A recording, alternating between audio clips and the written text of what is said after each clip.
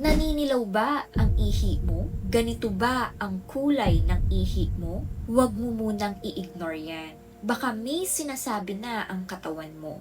Akala ng marami, normal lang lahat ng kulay ng ihi. Basta nakakaihi ka, okay na. Kapag dilaw, normal. Kapag mabula, wala lang yan.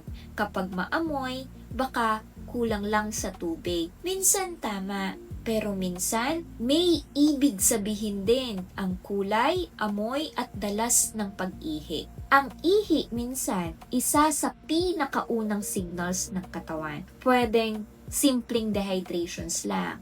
Pero minsan, pwedeng may kailangang bantayan. Kidneys, liver, infections, o blood sugar. Kaya kung may kakaibang pagbabago, mas okay na aware ka.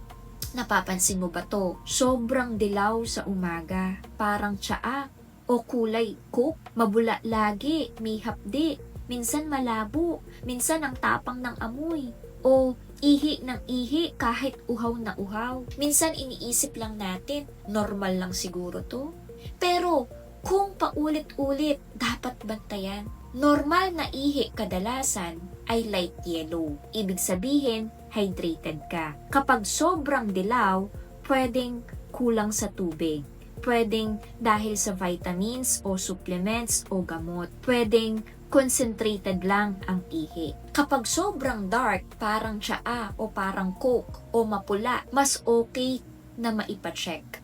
Pwedeng may kinalaman sa liver, bile o blood. Kapag mabula palagi, minsan normal lang sa lakas ng ihi.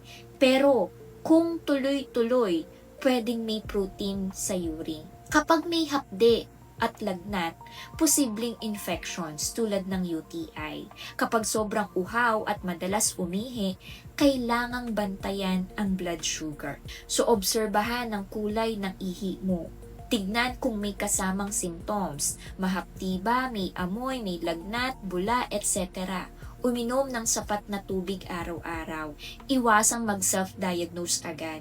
Magpa-check kung dark brown, tea o coke yung color, may dugo, may hapde o lagnat, at paulit-ulit na abnormal. Hindi lahat ng pagbabago sa ihi ay seryoso. Minsan tubig lang ang kulang. Minsan pagkain o vitamins. Pero kung paulit-ulit at may kasamang simptomas, mas safe na magpatingin. Mas okay ang maagang check-up kaysa hula-hula. Kung may kakilala kang laging CR breaks o napapansin mong kakaiba ang ihi, i-share mo to sa kanya. Baka simpleng paalala lang. O baka kailangan na pala niyang magpa-check. Naghahanap ka ba ng natural na paraan para alagaan ang kalusugan? Join our free online health seminar. Click the button below to register.